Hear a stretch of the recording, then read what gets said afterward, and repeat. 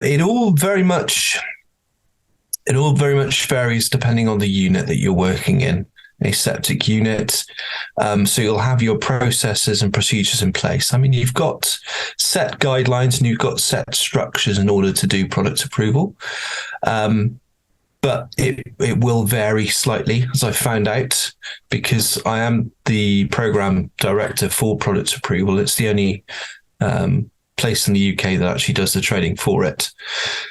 The pitfalls, I think, are coming further down the line in the fact of actually who can do them, because one of the final, if not the final slide of the set, looked at all the different people that could be involved in product approval. So historically, it's been pharmacists. Within the last, quite a few years now, it's been pharmacy technicians as well that can do it. The reason they can do it is because they got GPhC registration, so you got the regulatory control behind it as well. And I would say predominantly nowadays, you have pharmacy technicians coming through and doing product approval, more so than pharmacists. But the landscape of technical services is changing even more.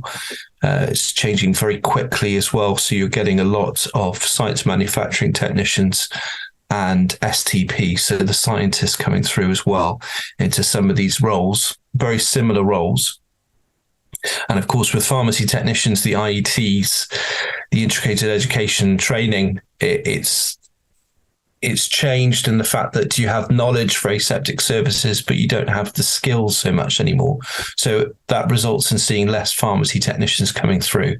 So you need these ones like SMTs and STPs to be able to access this training. At present, they can't because they're not registered. They haven't got GPhC registration. They need that regulatory control.